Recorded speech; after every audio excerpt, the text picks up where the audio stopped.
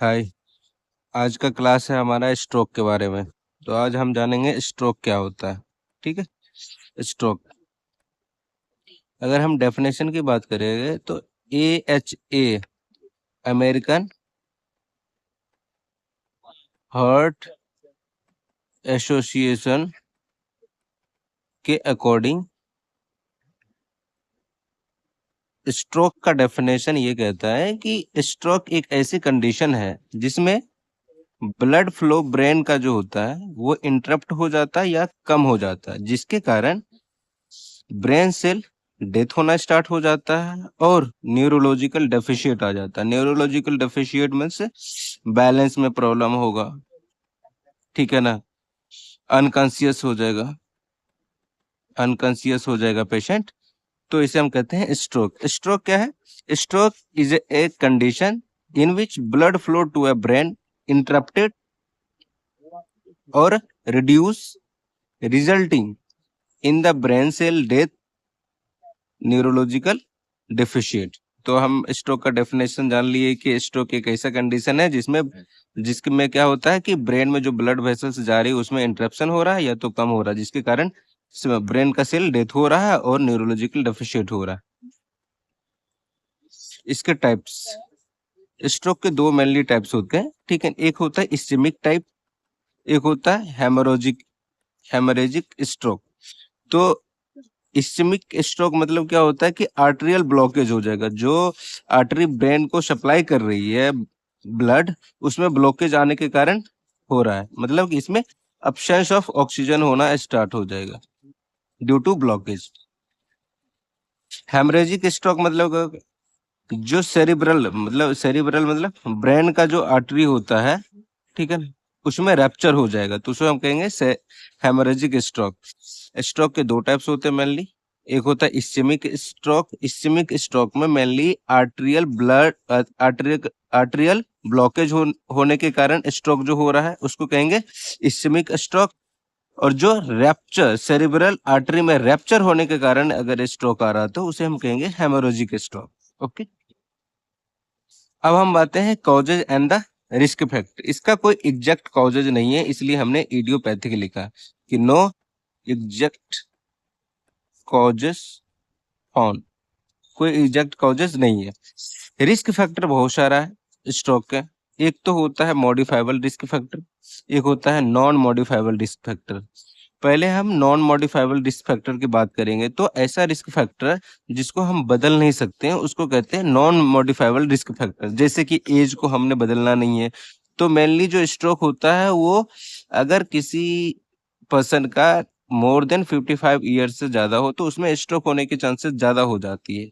अगर सेक्स की बात करेंगे तो मेल में ज्यादा है कंपेयर टू फीमेल में। मतलब स्ट्रोक होने के चांसेस ज्यादा है मेल में कंपेयर टू फीमेल में, ठीक है। जेनेटिक, अगर कोई जेनेटिक प्रॉब्लम है तो जिस उसके कारण स्ट्रोक हो जाता है। तो इसकी ये तो होती है जो बदल नहीं सकते, जो हमारे हाथ में नहीं होता, उसको कहते हैं नॉन मॉडिफाइबल। दूसरा होता है मॉडिफाइबल रिस्क फैक्टर, जिसको हम बदल सकते हैं, मतलब मॉडिफाई कर सकते हैं, बदल सकते हैं अपने एक्टिविटी से, अपने लाइफ स्टाइल से। जैसे हाइपरटेंशन, HTN, हाइपरटेंशन को हमने कंट्रोल कर लेना है। डायबिटीज मेलाइटस, इसको भी कंट्रोल किया जा सकता है, ठीक है ना, डाइट से। स्मोकिंग को हमने छोड़ना है, सिजेशन करना है, इसको ये भी बदल। ओबेसिटी है, स्ट्रेस है, अनफिजिकल एक्टिविटीज, मतलब रेगुलर अगर एक्टिविटीज किया जाएगा तो स्ट्रोक होने का जो चांसेस है वो क्या होगा, कम हो जाएगा, ठीक है।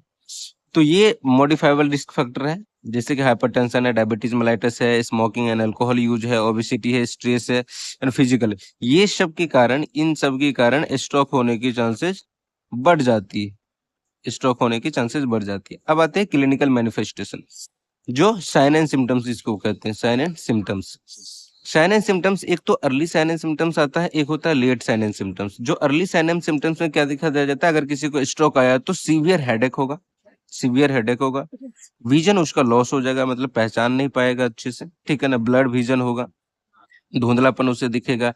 लॉस ऑफ बैलेंस, वो कंट्रोल नहीं कर पाएगा, बैलेंस कर जब चलेगा तो गिरने का ज्यादा, फॉल होने का ज्यादा चांसेस रहेगा, तो बैलेंस, बॉडी बैलेंस नहीं कर पाएगा। और अल्टर कॉन्शियसनेस, कुछ वो अनकॉन्शियस में चला जाएगा, ठीक।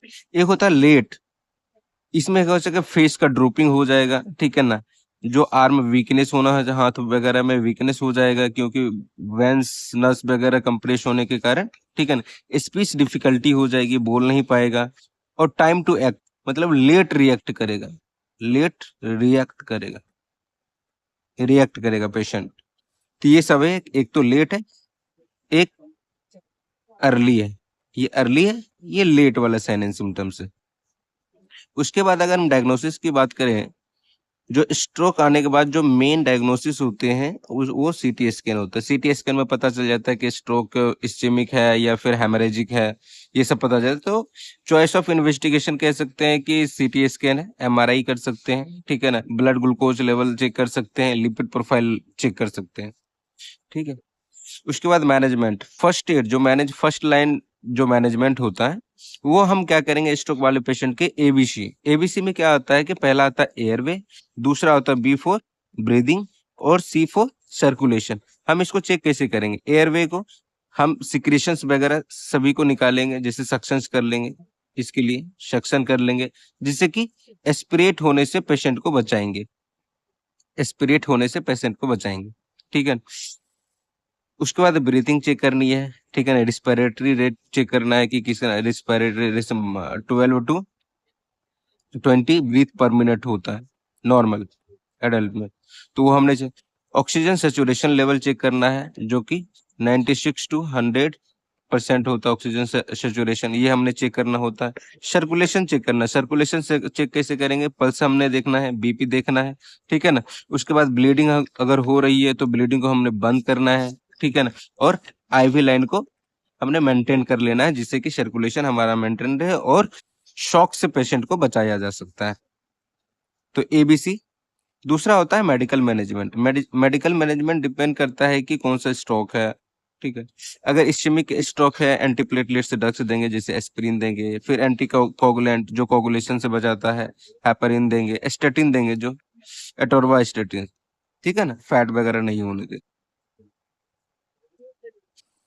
उसके बाद हेमोरेजिक स्ट्रोक में क्या करेंगे? एंटीकोगुलेंट्स हमने बंद करना है, एंटीकोगुलेंट्स हमने बंद करना है, क्योंकि अगर एंटीकोगुलेंट देंगे तो क्या होगा? ब्लड फ्लो ज्यादा हो जाएगा। हाइपरटेंशन को हमने कंट्रोल करना है, ठीक है ना। ऑस्मोटिक डायूरेटिक्स देना है, जिससे कि इंट्राक्रेनियल प्रेशर भी कम किया जा सकता है। हेडेक वगैरह अगर हो रहा है तो वो हमारा कम हो जाएगा, मैनिटोल दे देंगे, आईविल, ओके, और सीडेटिव्स दे देंगे।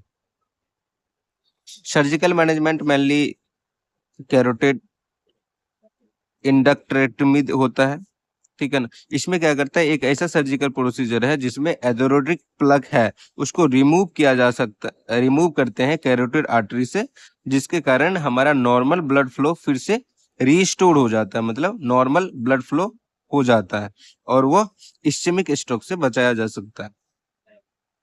कैरोटिड इंड आर्टेक्टमी सर्जिकल प्रोसीजर है जिसमें एथोरोटिक, अगर एथेरोस्क्लेरोसिस, एथेरोस्क्लेरोसिस के कारण अगर प्लग बना हुआ है तो कैरोटिड इंड आर्टेक्टमी करते हैं।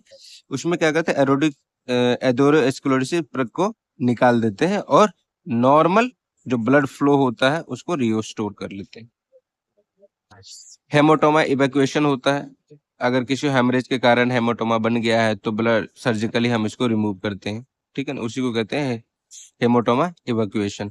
नर्सिंग मैनेजमेंट की बात करें तो नर्सिंग मैनेजमेंट में आता है, पहले हमने वाइटल साइंस देखना है, जीसीएस स्कोर देखना है, कॉन्शियस लेवल हमने चेक कर लेना है, इससे एयरवे को हमने मेंटेन करके रखना है, सक्शन वगैरह देना, सॉरी ऑक्सीजन देना है अगर ऑक्सीजन कम आ रहा है तो, और एस्पिरेट होने से बचाना है तो सक्शन करते रहेंगे। पोजिशनिंग देंगे, ठीक है ना, एलिवेट कर देंगे 30 डिग्री पेशेंट के हेड को। न्यूट्रिशनल सपोर्ट देना है, एनजी ट्यूब फीडिंग वगैरह देना है, ठीक है ना। प्रेशर सोर्स से बचाना है, अर्ली मोबिलाइज कराना है, फिजियोथेरेपी वगैरह देना है, ठीक है ना, जिससे डीप वेन थ्रोम्बोसिस से हमें बचाया जा सकता है, और फैमिली एजुकेशन वगैरह में देना होता है। Post operative nursing care stroke वाले के लिए हम क्या करते हैं, हमने उसे तो प्रोसीजर के बारे में सारा चीज बताना होता है, रिस्क फैक्टर के बारे में बताना होता है, ठीक है। जीसीएस स्कोर देखना है, प्यूपल्स देखना है कि डायलेटेड है या नहीं है, हेड को एलिवेट करना है, ठीक है ना, protect expose to the brain area, ठीक है ना, ब्रेन एरिया को हमने क्या करना है, प्रोटेक्ट करना है, ठीक है ना, कि एक्सपोज होने से प्रोटेक्ट करना है, इन्फेक्शन से हमें बचाना होता है, ठीक है ना, एसेप्टिक टेक्निक्स का हमें यूज करना होता है, बीपी को कंट्रोल करना होता है, टेम्परेचर देखना होगा, ठीक है, और एंटी इपिलेक्टिक ड्रग्स को जो हमने डॉक्टर का एडवाइस किया है उसको हमने टाइमली देना है।